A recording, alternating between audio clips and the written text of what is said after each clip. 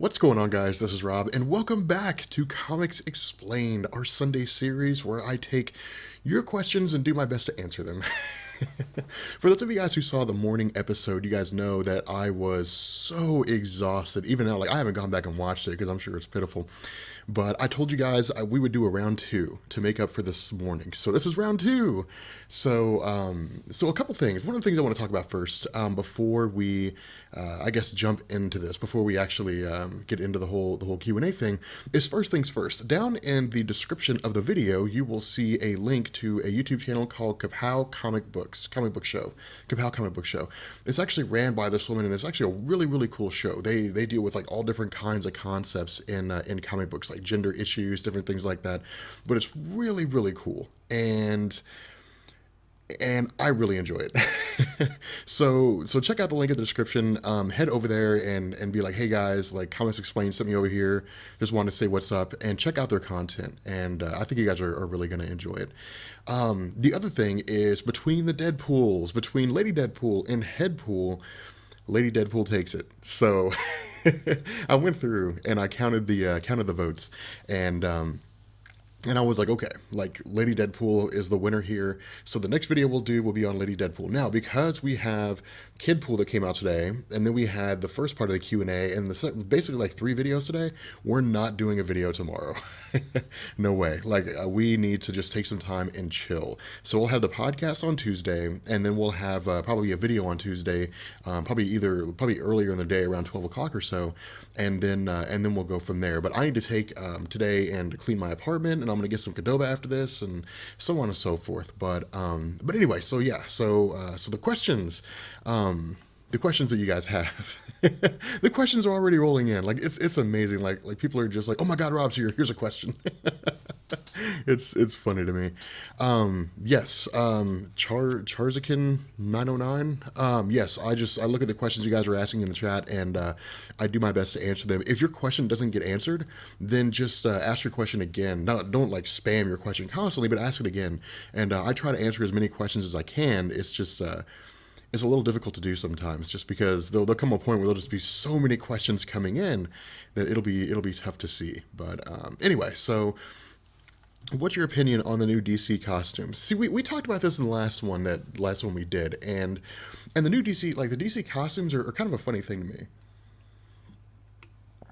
I never understood all the hype around costumes. Now, there are some costumes that are mainstays, like Superman's costume, Batman's costume, Spider-Man's costume, the Punisher's costume. Those costumes are mainstays. Those costumes are directly linked. They are forever linked with those characters.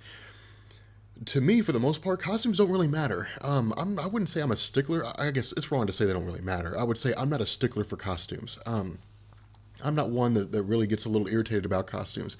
I think that refreshing the costumes is a great way to refresh the characters. If you can't change the basis of a character, that is to say, if Superman is from the time he was made until the time he appeared in Superman #1 with his origin story, all the way up until the current day, if he's forever going to be the survivor, the last survivor of the planet Krypton that was blown up, and he's going to wear the blue outfit with the red underwear, and he's going to wear the red cape, then at the very least you can change his costume up a bit in order to make things a little more fresh, to take away the stale nature. The same thing with Batman. Not to a degree that it's extreme. I mean, I remember when, what was it? I think it was after the death of Superman, they revamped his character and called him the Man of Energy, and everyone hated him. People who didn't even read comic books hated it. People who read comic books hated it. So, of course, that's a little too extreme, but nonetheless, just one of those things. I'm not a huge stickler for it, but in the end, I think it's I think it's personal preference. So, let's see. Do you like the Spider-Gwen run? My opinions is I like it. Honestly, when I was going through and I was reading Spider-Verse and I saw Spider-Gwen, she wasn't interesting enough to me that I even wanted to pick up her trade. It wasn't, it was just kind of I mean, but see, here's the deal, guys. When it comes to Spider-Man related characters, I'm just not a big fan. I'm not huge on the Spider-Verse. I never really have been.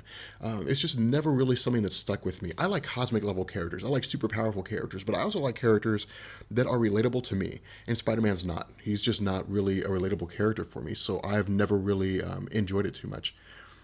It looks like I'm lip syncing. What would I be lip syncing?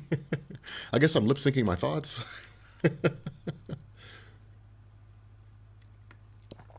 The Power Stone versus World War Hulk. Who wins? Oh, the Power Stone, hands down. Because remember, the Power Stone's infinite. Well, I guess the Incredible Hulk's infinite too. But no, even with like the toned down, even like toned down, Thanos was easily able to overpower the Hulk. I mean, it was pretty. I think, yeah, the Power Stone would allow Thanos to destroy planets. It would allow him to annihilate almost like nearly immortal beings. I'm pretty sure he could take out the Incredible Hulk. Let's see. Why has Peter Parker? Why was Peter Parker? All right, don't cuss in the chat, guys. Why was Peter Parker so dumb for taking his mask off in Civil War? No one told him to do that. Well, all right. See, here's the big deal. All right, for those of you guys who are wondering why Spider-Man is such a big stickler in Civil War, those of you guys who want to know why Spider-Man has to be in Civil War, or at least for those of us who are comic book fans, Spider-Man's role in Civil War was relatively confined, with the exception of one thing. The one moment in Civil War that gave Spider-Man such a huge standing with regards to Spider-Man fans and Civil War fans was because he publicly revealed his identity for the first time. That was the first time Spider-Man had actually come out, taken off his mask in front of the cameras, and said, "My name's Peter Parker, and I've been Spider-Man since I was 15 years old." It was a huge moment. I mean, I can't tell you how huge that was in comic books, in Spider-Man comics, the whole nine yards. It was massive. It was this huge reveal. That's one of the reasons why Civil War is so big. Now, the reason Spider-Man did that was to give credence to Tony Stark's registration, because Spider-Man has the most guarded identity. People still know. Yeah, there's still no coffee. We'll have coffee one day. People still know that, or I guess people knew that Spider-Man's identity was the most guarded identity of anybody in Marvel Comics. There was pretty much no one outside of a handful of people who knew that Spider-Man was Peter Parker. And so when he came out and revealed it publicly, it was saying, I believe enough in Tony Stark's plan for registration that I'm willing to reveal myself. I believe that, one, I'll be protected because my identity will be public, but I'll still have the backing of the government. Everything will be fine. But the other half is he's coming out in support of it. Now, what we saw after that was pretty much anything but. Spider-Man was targeted almost immediately after his identity was revealed. He was almost shot, like right off the bat. It was, it was crazy, but nonetheless.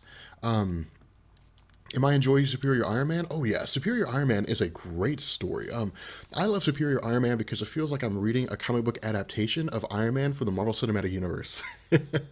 I mean, he's kind of rambunctious. Again, we're really, really new into Superior Iron Man, which we'll do Superior Iron Man Explained, because Marvel's wrapping that up in April. Like, they're going to end that in April, or at the very least, they're going to end the solo run of Superior Iron Man. They might bring him back, but it's going to be a totally separate thing. But, we'll probably touch on Axis. At least we'll have to. I think Benny's doing Axis, so I may point to Benny with regards to the Axis event. I know he's doing Civil War, and I think he's pointing to me. So I think it's only fair to point to him for Axis.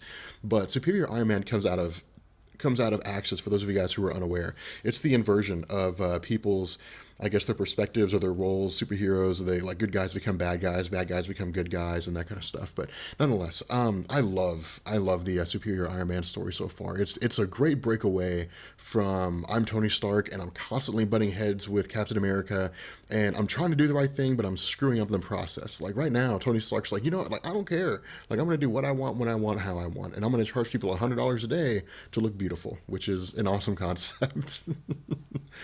Secret Wars or Convergence? I'm actually excited about both.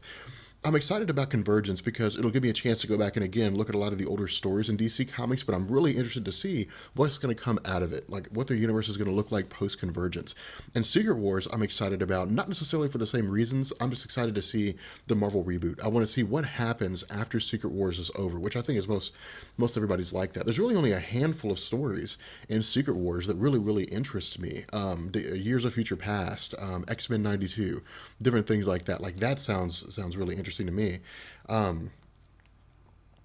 I think, hold on one second, guys. Benny sent me a message real quick. We can try it. Okay. Anyway, but yeah, I think it'll be cool. I'll be reading both. I mean, this is Comics Explained. You know, we got to cover both Convergence and Marvel Comics. So, and for those of you guys, well, I guess I'll answer it at the end of this, but or I guess I'll ask that at the end of this. But anyway, let's see. What do I think about the Suicide Squad movie? Okay, I'm actually really, really interested in a Suicide Squad movie. But here's the question that we have to ask. Are they going to use the Amanda Waller Suicide Squad, or are they going to use the later iterations of Suicide Squad? Because the original Suicide Squad was called the Suicide Squad because they were taking on missions that were deemed to be suicidal, that nobody could survive it.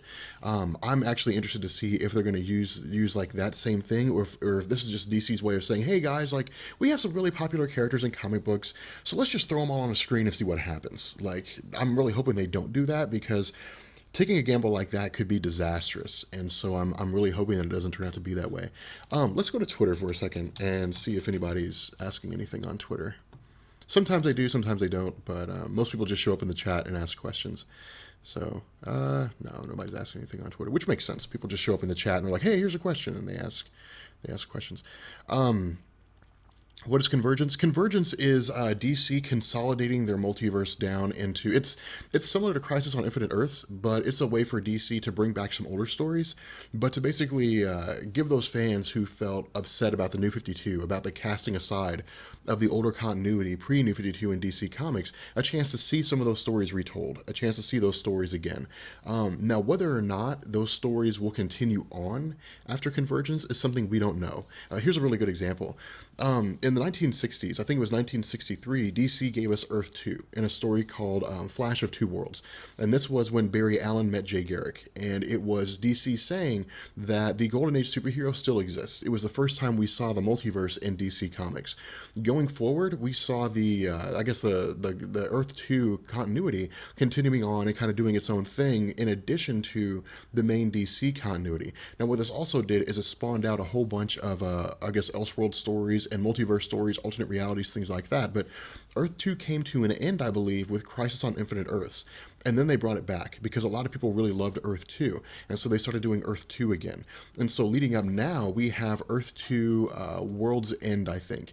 And that's one of the events that's supposed to lead to the destruction of Earth 2 with regards to with Convergence. But we might see it come back. So we're not really sure. What's going on, Josh?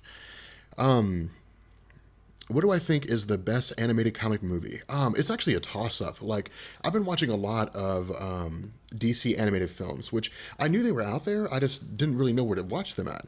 And so I went out and got a few of them. And I think that Under the Red Hood is probably the best one they have. And I would say that the Doctor Strange one is really, really solid for Marvel. Those are two of my favorite. Why Onslaught? I don't know what you mean. Like, what do you mean, why Onslaught? Any new characters for Civil War that we haven't seen yet that will show that I think will show up? I don't think so. Civil War encompassed everybody, so if they're going to redo Civil War and Secret Wars, I have no idea what they're going to do here. I have no idea how this story is going to unfold. What I'm really hoping they don't do is say, hey guys, like, here's Secret Wars, Civil War. Now, if you want to catch up on everything that's leading into this, go buy the Secret War, or go buy Civil War. That'd be a terrible idea. I'm hoping they don't do that, because that would make it disastrous. People just probably wouldn't check it out. It wouldn't be very popular, but nonetheless, I think it'd be. I think that they're going to continue on with the idea. We saw pretty much all the superheroes, with the exception of the Incredible Hulk and Doctor Strange, involved in Civil War. So the goatee's pretty good. The goatee's keeping on.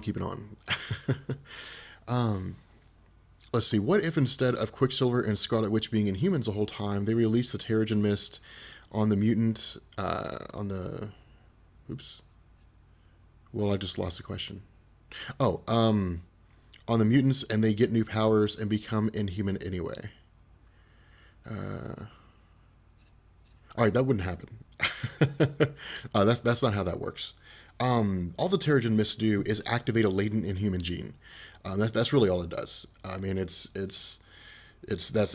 mutants just become mutants because their X gene just activates automatically usually once they reach puberty, when their body starts going through chemical changes and begins to change physically, and they begin to change emotionally. The X gene activates. So Onslaught versus Apocalypse. See, people ask that question all the time, guys. Like, it cracks me up. People ask that question. Onslaught wins that argument hands down. And the reason why I know is because during the Onslaught saga, the Watcher was standing alongside Apocalypse. And Onslaught was wreaking havoc, pretty much laying waste to everybody that fought him. And the Watcher was like, dude, you should really like. We need to talk about the Flash. The Watcher was like, dude, you really need to put your intellect and your powers to destroying Onslaught, because if you don't, he's going to wipe all of them out, and then he's going to kill you, and then he's going to destroy the world, and then he's going to move on to the universe, and it's going to be really bad. And so Apocalypse was like, yeah, you're probably right. And so he sided with Cable, and they tried to fight. They tried to fight Onslaught. They didn't win. They ended up entering, like, I guess, fighting Onslaught on the in the God, I can't remember what that's called now. Oh, what do they call that? You guys know what I'm talking about. In the mind place, in the mind world. I don't remember what it's. I don't remember what it's called. Anyway, let's see. All right, okay. So the Flash. So let's talk about the Flash for a second. Let's talk about the Flash TV show, because the Flash TV show has just like taken off. Like, it is, I guess, no pun intended, but it is really really taken off. See, this is one of the problems that I have with the Flash TV show, is they spend so long like leading up to this. They spend so long like, I guess, coming to grips with this, saying like, hey guys, like, we have the Flash TV show, and like Professor Zoom, Reverse Flash is part of this, but we're going to spend like a season and a half leading up to it. That drove me up the wall. Like, it drove me nuts so bad. But they finally come out and said, okay, yes, Professor Zoom is Doctor, whatever his name is, the dude that's been helping Barry Allen, that was pretending to be crippled the whole time. I'm terrible with names, but in any event, they said, yes, he's Professor Zoom, yes, he's the Reverse Flash, and yes, for some reason or another, he has it out for you. Now, what was really, really cool is they said that when he attacked, what's his name? When he attacked the sidekick, the guy that looks like the dude from Twilight, when he attacked him, he was like, in my century, like, you're dead. So that tells us, one, that Thawne is from the future, that he is from centuries into the future. Which, my question is this: is it going to play out the same way it does in the comics, where he was obsessed with Barry Allen, where he went back into the past, and even like tried to replace Barry Allen for a while? Is he going to try to do that here? The difference is that in the comics, he actually had himself surgically altered to look like Barry Allen. Of course, that hasn't happened. So I'd be kind of interested to see how all this plays out. The astral plane, there we go. Thank you. It seems like what they're going to do is they're basically just going to say, hey, like, for whatever reason he hates you, and he's just going to try to like kill you. I'm not really sure. Either way, they've basically set it up for the Flashpoint event. And we had talked about this in the podcast this morning, that the really cool thing about what they're doing with the Flash TV show is they're basically giving themselves an out. They're saying that if things get to a point whereby the writing begins to go down, or I guess maybe for some reason they want to roll everything over into a single continuity, they can just launch the Flashpoint event. And they can say, okay guys, starting now, everything's a single continuity, and just take it from there. And it would make sense, just because those who read comics understand it, and they would write it in a way, hopefully, that it would all make sense. So, Cisco, yeah, he looks like the dude from Twilight. I mean, I don't know what to tell you. But anyway, who's my favorite mutant? My favorite mutant is Franklin Richards, because he's just so damn powerful, because he's capable of so much. Let's see. What superhero movies are you looking forward to? Oh, God. Guardians of the Galaxy 2. I'm looking forward to Ant-Man. I think Ant-Man is going to feel like the Incredible Hulk. All right, in the sense that we know the Incredible Hulk's part of the Marvel Universe, Marvel Cinematic Universe, but no one really talks about it. People are like, it's kind of this outlier over there. Like, here's the inner circle of Marvel Cinematic Universe films, and then there's the Incredible Hulk over there. Which I guess is because of the way Edward Norton treated Marvel, because of the breakup between the two of them, because of how Edward Norton conducted himself, assuming that what the rumor mill was churning out was actually true.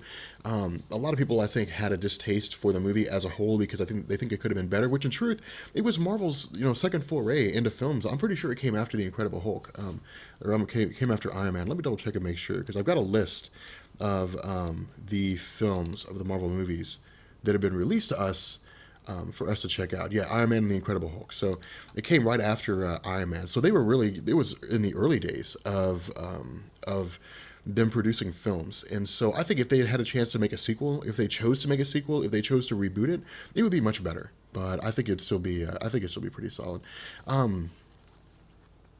If I make a Draw My Life, it should just be called Rob Explain. I'm not going to make a Draw My Life.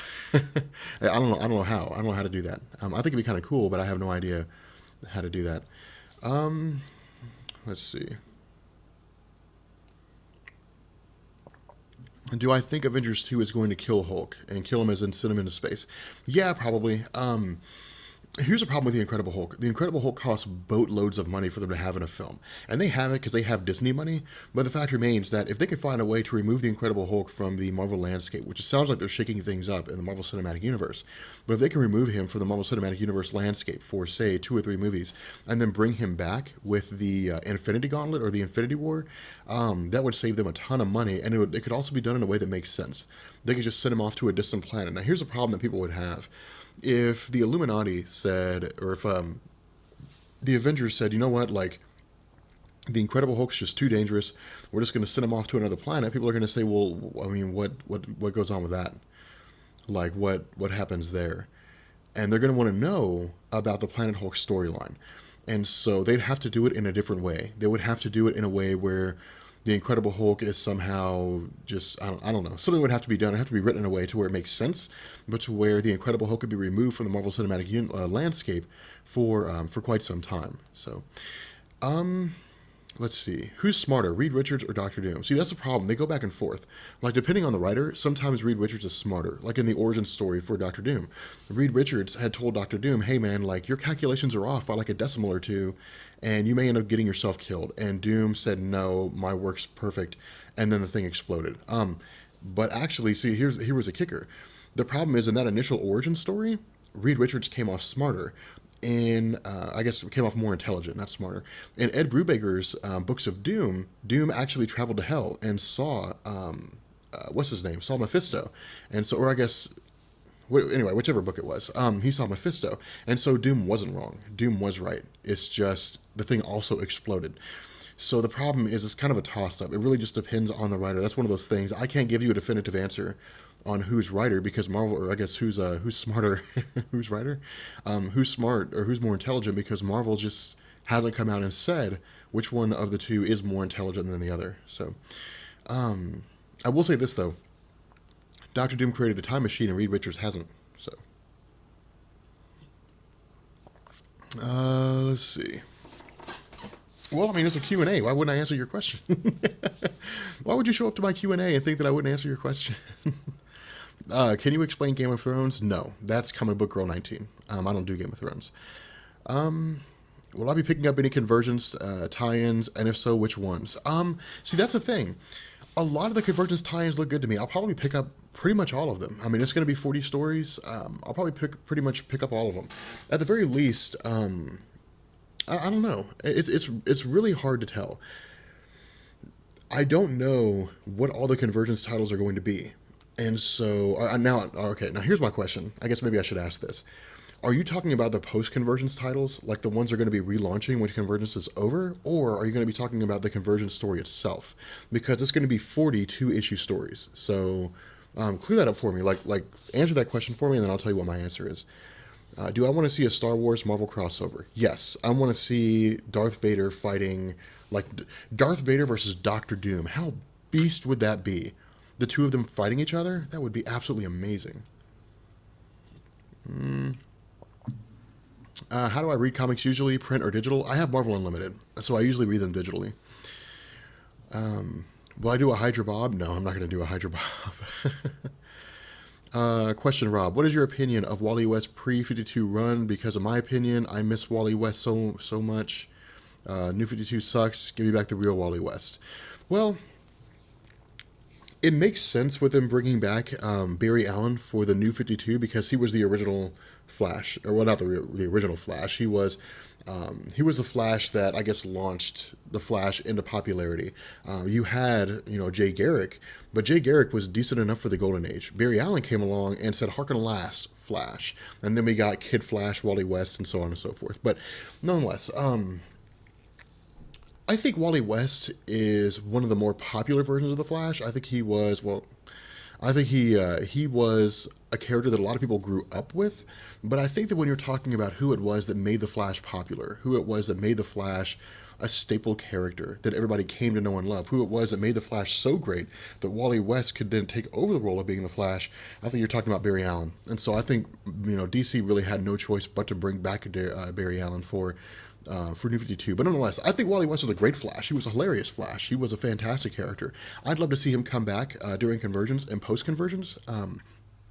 I think it'd be a great idea to have two versions of the Flash, but nonetheless, I think that I don't think they'll do that. Any comic recommendations? Well, it depends on what you're interested in, and it depends on what you want to do.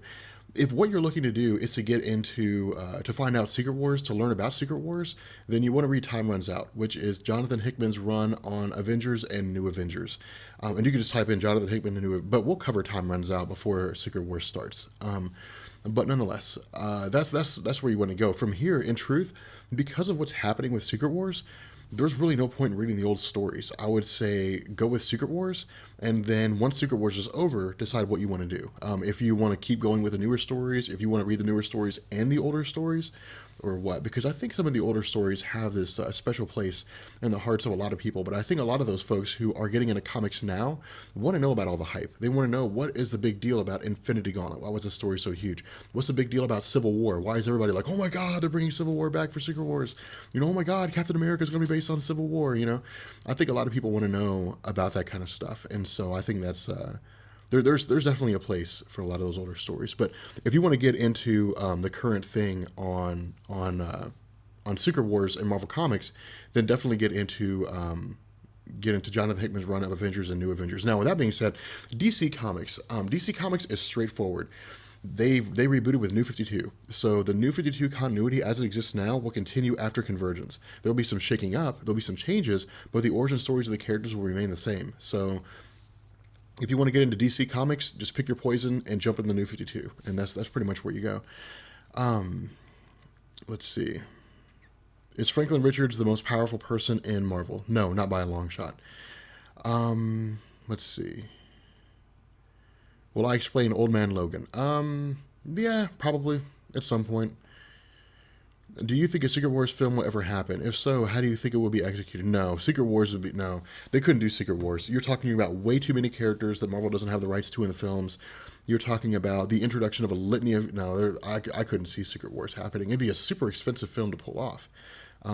It'd be cool if it did, but I don't think it'll happen.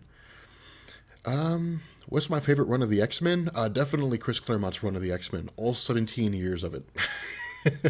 I haven't read every single issue of Chris Claremont's run of the X-Men, but his run of the X-Men is definitely the best run of the X-Men. Now, with that being said, honorable mentions.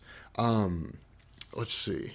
Grant Morrison's run of the X-Men was a really, really good one. Joss Whedon's run of the X-Men was a really, really good one. And that's pretty much it. Oh, hell. Greg Pak, X-Men Volume 2, issue number 1. Like, that's a must. So, let's see. How do I feel about the Age of Apocalypse, the old one? The Age of Apocalypse was a great story, but it's just not relevant anymore. So, well, I take that back. I guess I'll be retelling it with Secret Wars. Here's what we might do with Secret Wars, with those stories. If they're going to retell Age of Apocalypse, what we might do is, because I'm not going to go through the whole Age of Apocalypse thing, because a lot of those stories just don't matter. But what we might do is, we'll do the Age of Apocalypse and Secret Wars, because I don't know how many issues it's going to be. And then we may just continue on. I don't know. Because Secret Wars is 6 months. It's if I understood what Benny told me correctly, Secret Wars is 6 months of stories. So Years of Future Past is 6 months. Age of Apocalypse is 6 months. Infinity Gauntlet, I think, is going to be 6 months of stories. At least I hope it's not going to be 6 months of stories. Maybe it will be. I'm not really sure. But nonetheless, I think, yeah. God, I don't know. We will have our work cut out for us. Like that's going to be for sure. All right, let's see. Where is the Ultimate Nullifier currently in the comics? Do you think it can be used to beat the Beyonders? The Ultimate Nullifier can wipe out realities, but I don't think it can wipe out the Beyonders per se. I'm thinking of wipe out the Beyonders per se. They're simply just too powerful for it. The Ultimate Nullifier, as far as I understand it, it was wielded by one of the Mindless Ones during Original Sin, and then that's the last we saw of it. I mean, we haven't seen it since, I don't think. That's the problem with the Ultimate Nullifier. The Ultimate Nullifier pops up, like, it was really, really big in the 90s. Like, oh my god, the Ultimate Nullifier. Everybody has it. It was really big in the 90s, but then the Ultimate Nullifier just kind of took a back seat, which makes sense because if you have a device that can destroy realities that was created by Galactus, like, do you really want to have everybody being able to use it? So, let's see.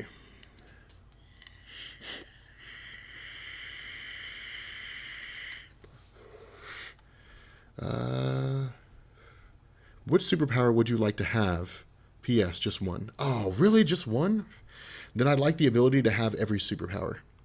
No, I would be Mimic. If I could only have one power, it would be Mimic. And Mimic had the power to copy everybody's powers. So that's what I would do. Does Watcher exist in the MCU? See, people say Stan Lee's the Watcher. That's really just more fanfare than anything else. But I think it'd be a cool idea if he was the Watcher. Let's see. Oh my god.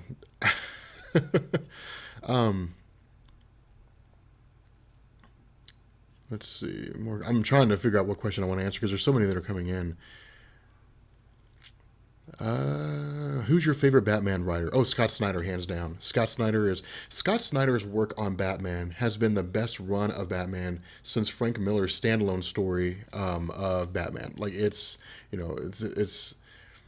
some of the best writing that I've ever seen in the Batman stories. It's dark, it's gritty. There's a big difference between his run and Frank Miller's. I don't think his run is as it doesn't have the same kind of ambiance that Frank Miller's did, but it's still a fantastic series. It's still a fantastic story in the Batman continuity, like what he's doing so far. Batman Endgame is amazing. Batman Eternal is really, really good. Night of the Owls was not as stellar as Court of the Owls. Night of the Owls just wasn't as good. I felt like Court of the Owls, because I mean the whole thing is one big thing, like the Court of the Owls, but people will differentiate by calling it Court of Owls and Night of Owls. But Court of the Owls was great because of what happened with Batman. Night of the Owls, it felt like Scott Snyder was like, okay, how do we end this? And he just like, well, we'll just write a story about Batman fighting the Talons, and that's it. It just wasn't that great. But it's an important aspect of the continuity, especially getting into Endgame and why it is the Joker's targeting Batman and the Bat family in the first place. Let's see. Will I come to Connecticut Comic Con just for you? I don't know if I'd go all the way to Connecticut for one person, but I think it'd be fun to visit Connecticut. It'd be kind of cool. How will Daredevil tie into movies? We don't know. I have a feeling that Daredevil will tie into the movies. See, that's a great thing about Netflix. Netflix is a great place to introduce characters that they just don't want to make movies on, and or just aren't worth investing the time to make a movie on. I think we'll see references to what goes on in the films in the Netflix series in the same way you see references in Agents of S.H.I.E.L.D., but I don't know. I don't know. I think it'd be interesting. I think that I think it'll tie in quite well. I think it'll make sense the way that they do it. My thoughts is that in some capacity, he'll be included in Civil War. He'll be mentioned in Civil War. He'll be seen in Civil War. Something like that. They'll talk about some guy running around Hell's Kitchen beating people up with a nightstick. Like, I think that's the kind of thing that they'll do. But I'm not really sure. So, let's see. The Hulk or Squirrel Girl? Squirrel Girl, definitely. She's never been defeated. Like, she's probably the greatest superhero of all time. Squirrel Girl versus the Ivory Kings. I don't know if she'd survive that.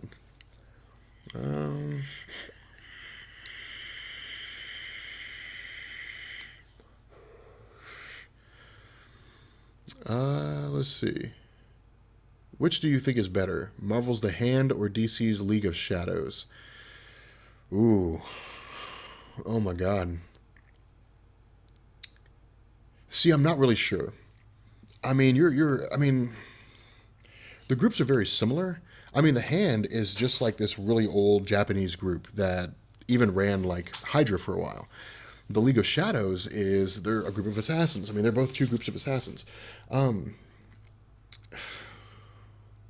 Man.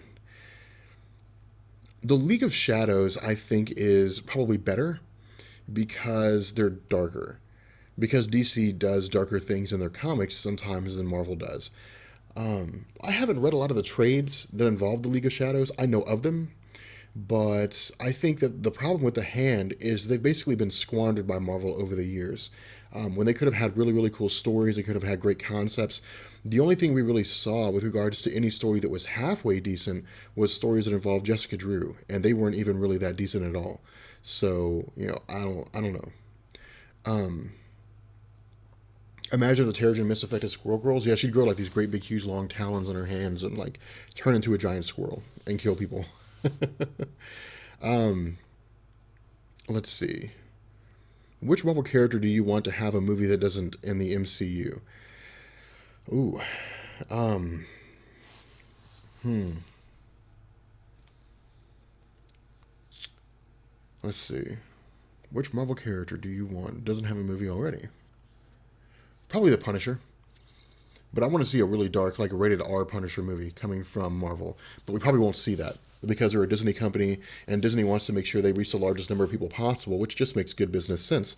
And they probably end up going with PG-13, which wouldn't do the Punisher justice. If the Punisher were really going to appear in the MCU, he'd have to have his own Netflix series, which he should, because that would be awesome. Justice League versus Avengers. Who wins? Oh God. I got to give it to the Justice League on this one. You got some great characters on the Avengers, but the Justice League I think would take that hands down. It just makes the most sense to me. I mean, you got the Green Lantern, you got Superman, you got Batman and all his gadgets and his intelligence. You've got the Flash. You've got Martian Manhunter. I mean, let's take like the creme de la creme of the Justice League and pit them against the Avengers. That's my question. Okay, you guys answer that question for me.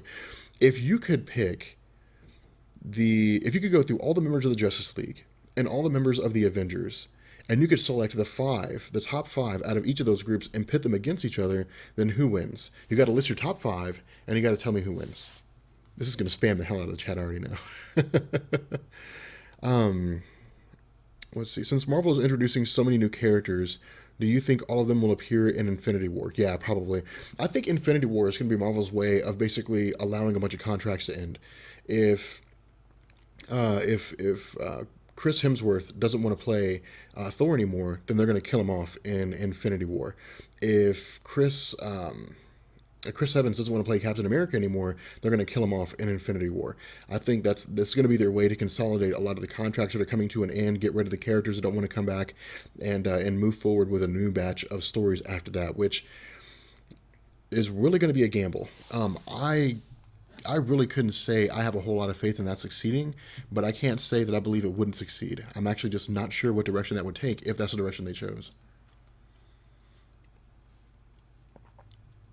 Nova in the Marvel Cinematic Universe. Are we talking about Richard Rider or Sam Alexander? Because Richard Rider would be a great character, but Richard Rider's old guard. Sam Alexander is a great character for new people getting into the character of Nova. He's a great Nova. He's not the worst Nova ever, but he's still pretty decent. Let's see. All right, Talia, quit spamming the chat. Um, let's see. Galactus versus the Watcher. Who would win? Um, Galactus. I'm pretty sure. I mean, I'm pretty sure Galactus would win. He'd probably destroy the Watcher. Uh, let's see. Which Marvel character would you put in the DCU and vice versa? Um, God, which Marvel character would I put in the DCU? Hmm, that's a tough one.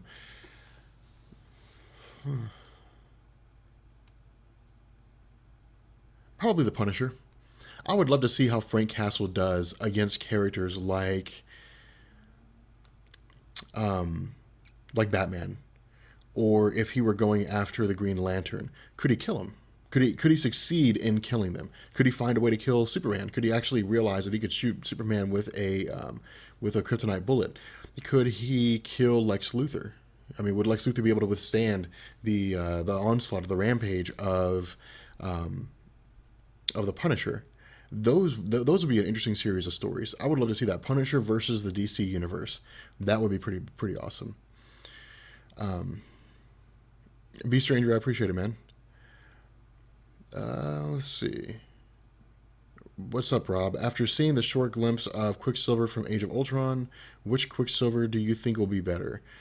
I don't know. It's hard to tell. We have the film version of Quicksilver in Days of Future Past. I'll have to wait till the movie comes out, to be honest. I try not to compare the two of them. I think they're probably going to be respectable in their own right. The Quicksilver in Days of Future Past was actually less hokey than I thought he was going to be. I thought he was going to be a goofy character. I thought it was going to be stupid, like him running around. I thought it was going to look stupid, but it actually looked pretty good. So I don't know. I think it'll be pretty decent either way. Let's see.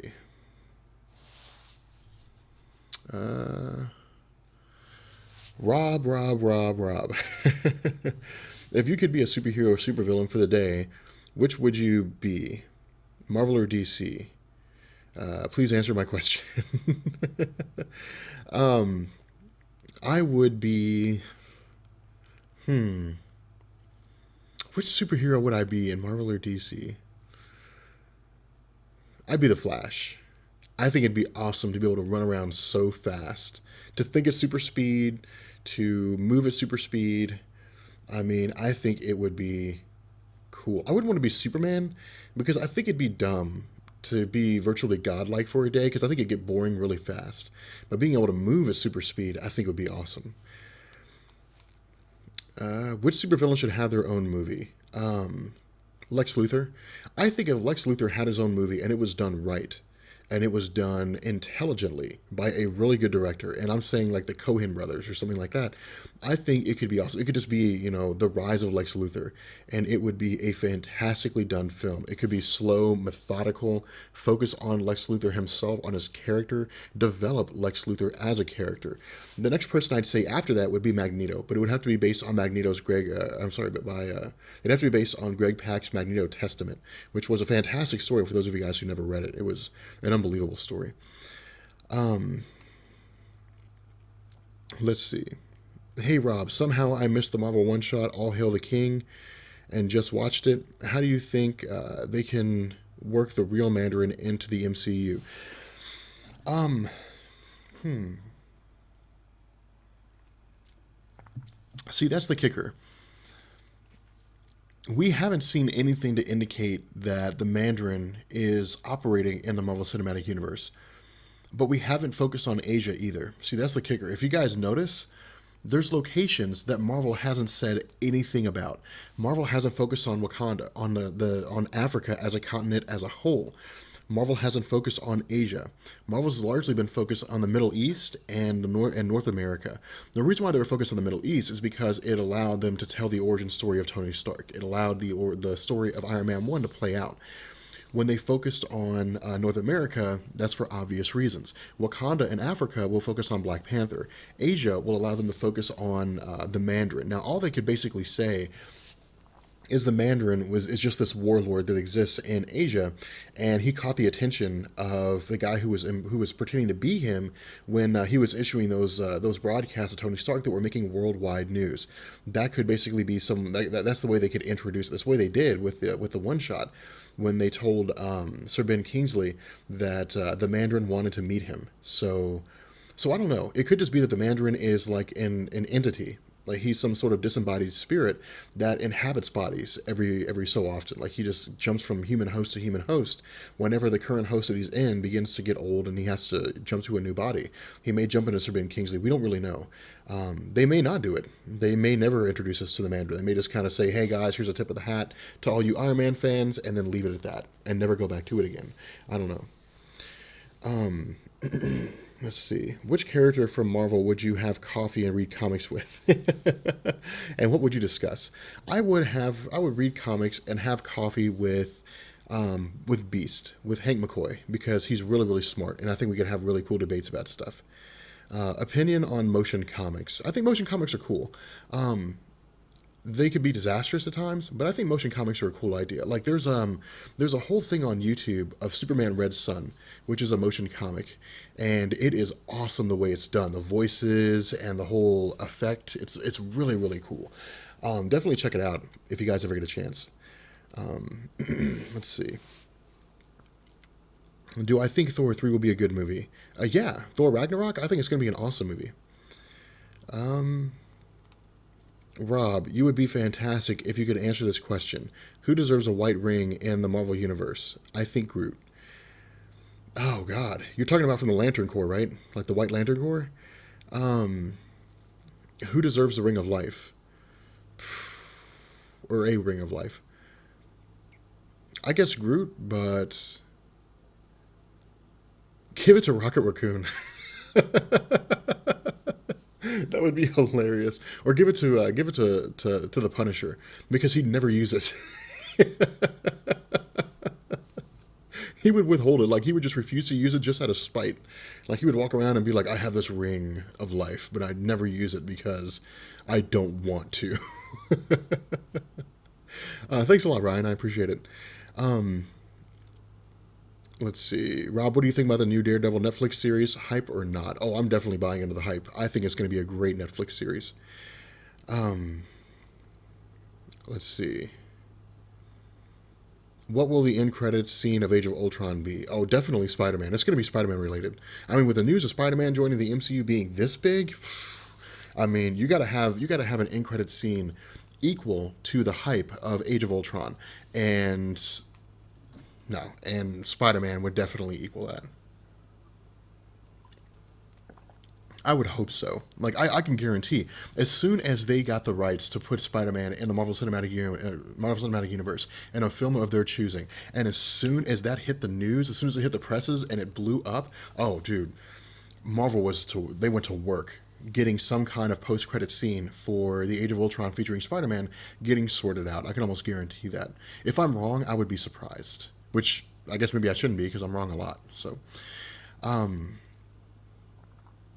Anti-Monitor versus Thanos with the Infinity Gauntlet. Who would win?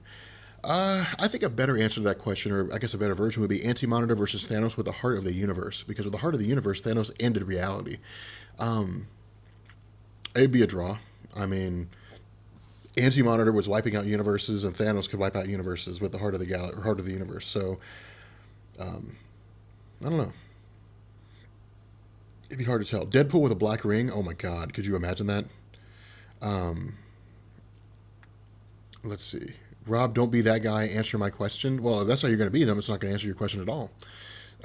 um, do you think they will dumb down Thanos' power in the MCU? No, I don't think so. I think people were so hyped for Thanos. They were so excited to see Thanos that Thanos is going to be every bit as awesome in the Marvel Cinematic Universe as we want to see in the comics. Now, here's the real kicker. Here's the real question. Um, Red Lantern Hulk versus Red Lantern Wolverine. Imagine a Red Lantern Wolverine, like Wolverine with rage. Um, I think I think the way they're going to introduce Thanos, the way they're going to have him confront heroes, is going to gradually increase. I think initially it'll just be Thanos by himself. Because here's the kicker, guys. We don't have any scale for Thanos. We don't know how big Thanos is compared to everybody else. All we saw was Thanos was just sitting in his chair. It could be Thanos is like 10 feet tall and he is massive in scope, that he's twice the size of the Incredible Hulk. It could be he's the same size of the Incredible Hulk or maybe even smaller. We're not really sure yet. But I think that we'll see Thanos fighting superheroes with just Thanos, and then we'll see him taking on gems, or I guess taking on what stands for the stones, and then eventually becoming like the Infinity Gauntlet Thanos in Infinity War. Um, Rob, I want to start reading X-Men and Inhumans. Where do I start? Okay, for those of you guys in the chat who want to start getting into Inhumans, there's a handful of stories. The current run of the Inhumans is called Inhuman, and that is the introduction of new humans. But the problem here is Marvel's building on old stuff. So I would say in this order, read Inhumans Volume 2 by Paul Jenkins and Jay Lee. That's one of the best stories of the Inhumans. You can search the Wikipedia to find out how the Inhumans actually came about. It's not the most stellar thing ever, or you can just watch my video about the Inhumans. That'll give you the origin of where the Inhumans came from. But definitely read Paul Jenkins and Jay Lee's 1998 Inhumans Volume 2. Read Infinity, because Infinity deals with the Inhumans and why it is we lead to the story Inhuman, which is the current run. And then you could jump into Inhuman. Now, there are some other stories that feature the Inhumans, but they're not wildly important. You have the War of Kings, you have the Realm of Kings, but those are mostly stories that involve the Inhumans that are based around the Inhumans, but they're not required reading. They're just kind of fun to read, but you could really go from there. With regard to the X-Men, The X-Men are a little more complex here. The origins of the X-Men are well known, so you really don't need to start with the origins. I would say jump into God Loves Man Kills, which is a really good graphic novel by Chris Claremont. That no, that wasn't Chris Claremont. Yeah, Chris Claremont. That's what X-Men 2 is based off of. I would say check out. God, there's some great stories in X-Men, but I'm trying to pick the stories that matter the most for continuity because they have a really long continuity. God Loves Man Kills is a good one. Days of Future Past is a good one. I would say refresh yourself on Age of Apocalypse is not really necessary. Read E is for Extinction. That's only 3 issues. It's New X-Men issues 114 through 116. That's Grant Morrison's run on the X-Men. That deals with Cassandra Nova's appearance and her wiping out 16 million mutants in Genosha. The House of M is a good one. And then Messiah Complex, Messiah War, Hope Summers and the 12 Lights, and or I guess it's called Generation Hope, and that's where you could stop if you really wanted to. But again, with Secret Wars coming out, you have X-Men 92, and so you really don't need to read all that if you didn't want to. But they're great stories to read, just to really have fun reading about the X-Men. Let's see.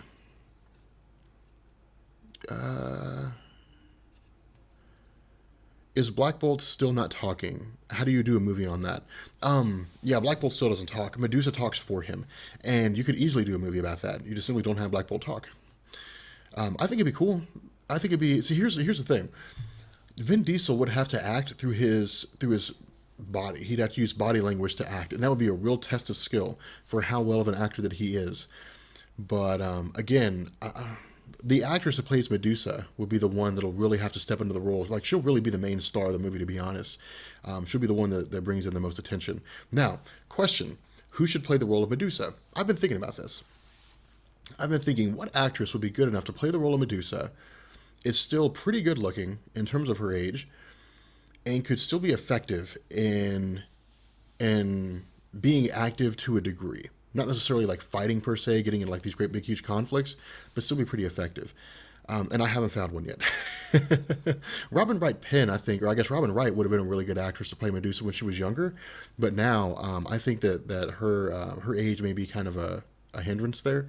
But the Congress, I think, was an indication of the fact that even with her age, she's still a fantastic actress. So I don't know. Will Adam Warlock appear in the MCU? Yes, I can almost guarantee he will. I don't know why he wouldn't. Adam Warlock would definitely be there. I mean, we know he's going to be there. There's all this hype built around his character. His cocoon broke open in Guardians of the Galaxy. So, Rob, do you think there will be any truth to the claims that Secret Wars might last a few months? How long do you think will be in this event? As far as I know, Secret Wars is going to last like 6 months. So, I'm pretty sure there's truth to that claim. If you could do any X-Men from the 90s, if I could be any X-Men from the 90s. I'm like, really? Like, who would I do? If I could be any X-Men from the 90s, who would I be? Nimrod. No, he wasn't an X-Man. Shit. Because Nimrod was a really cool Sentinel.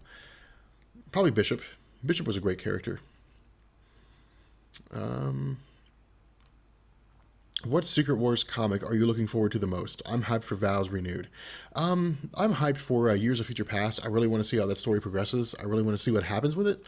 But again, I don't know. I mean, it could be totally different. Okay, so jumping to Twitter for a second. What is your take on David Tennant, the 10th Doctor playing Zebediah Kilgrave, the Purple Man? I think he'll be a fantastic Purple Man. He looks the part. Like, he can look outright crazy when he wants to. So I think he'll be able to play the role pretty well. In terms of him playing the character long term, I don't see it. I see him playing the Purple Man short term, but only because the Purple Man is such a sadistic character. I couldn't see him as a long term character. I think people would find him too extreme unless they tone him down.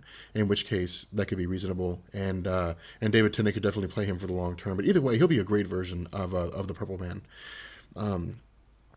Will Phyla-Vell be on Guardians 2 since she's a daughter of Quasar, acting as a connection to Captain Marvel? I don't know. I'd be curious to see if that's the case. I'd be curious to see if that's what they choose to do. I really wasn't the biggest fan of Phyla-Vell. Just didn't really care about her that much. But then again, after I guess with Captain Marvel, with Marvel bringing me into, I guess, the Captain Marvel world, I loved his character, but I think Carol Danvers was the best version of Captain Marvel. So I really didn't really wasn't too interested in Phyla-Vell. So either way, it really doesn't matter to me whether she shows up or not because I'm just not too into her. Would I watch a Fear Itself based movie? No, I wouldn't. No, I would not watch Fear Itself. Can you explain incursions a little more? I mean, I don't know. I mean, we'll cover like some of the stuff that goes on between the end of incursions and the current events and time runs out. We'll talk about that. But for right now, I mean, I don't know what else I could explain.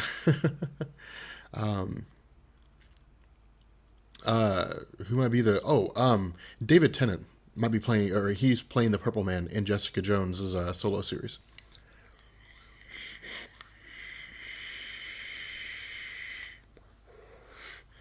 Let's see. Captain Britain plus MI13 in the MCU. I don't know why they bring in Captain Britain. There's been no indication that they would bring in Captain Britain. And I don't even know if they have the rights to him. Now that I think about it, I have no idea. Should Marvel reboot a new universe concept? That's what they're doing in Secret Wars, I think. Rob, can you do an Iron Man, Superman video? I was watching Throne of Atlantis, and I just looked up the character named John Henry. That was a worker. Okay. You're talking about Steel is who you're talking about.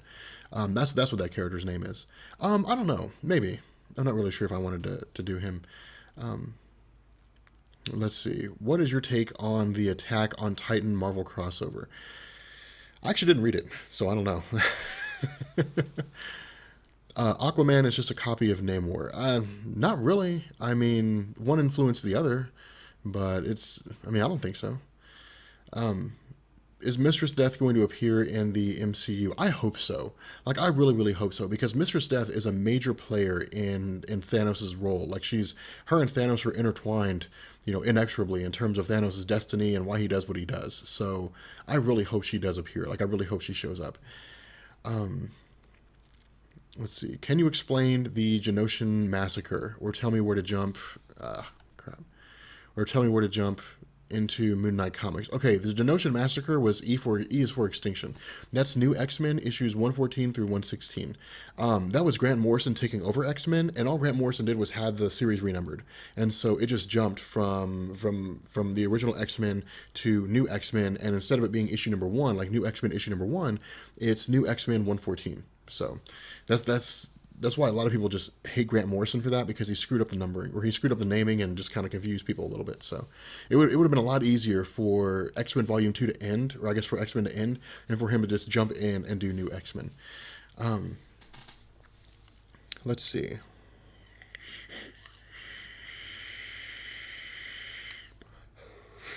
The only things I've read by Alan Moore are The Killing Joke and The Crooked World from Marvel UK with Mad Jim Jaspers. Aside from that, I haven't read anything by Alan Moore. I would, though. I think it'd be fun to read League of Extraordinary Gentlemen. I actually didn't realize it was a comic book. I thought it was just a movie based on like a novel or something like that. But it makes sense that it would be based on a graphic. I assume it's a graphic novel that it was based off of. Do you think Cable will be introduced after or during or not in X-Men Apocalypse? I hope he's introduced, but I don't think he will be. I think it'd be great to bring him in, but I don't think we'll see him. Let's see. A comic movie you want to see but will never happen.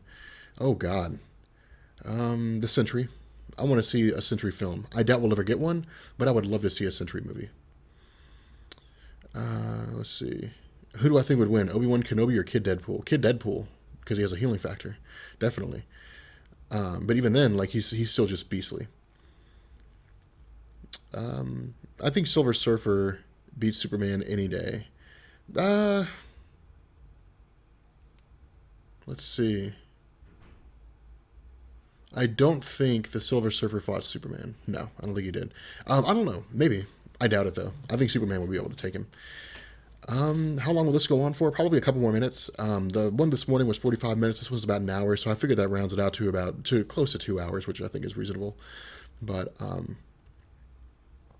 hey, Rob, if you could only buy one comic book a month, what would you recommend? DC. Oh, Batman. I think Scott Snyder's run on Batman's pretty fantastic. In truth, I think pretty much everything else that's going on in New 52 pales in comparison to Batman's current run with Scott Snyder. I think that's pretty much the creme de la creme of what DC is publishing right now in terms of their stories. Let's see. Superman or Thanos with the Infinity Gauntlet? Thanos with the Infinity Gauntlet, definitely. Superman just wouldn't stand a chance. Anyway, guys, we're gonna go ahead and bring this to an end. But again, check out Kapow Comic Book Show. Again, there's a link down in the description of this video for those of you guys who are joining in. They have a really, really good series. Just head over there, say, hey, Comics Explained told me to check you guys out, and look at their content. Let them know what you think, and yeah. So again, for those of you guys who are just now joining us, there will not be a video tomorrow because we've had 3 videos today, and we've had the 2 live streams, and then we have the kid pool video. So we're definitely not going to do any more videos. We're going to tone that down. Tomorrow will be a break day for me because I'll be cleaning up my apartment today and getting dinner and so on. And then on Tuesday we'll have the podcast, and then I'm debating as to whether or not I'll upload a video again on Tuesday, but we'll see. And then on Wednesday we'll get back into it. So with that being said, you guys are awesome. Thanks for coming out, and yeah. So I'll catch you guys later. Peace.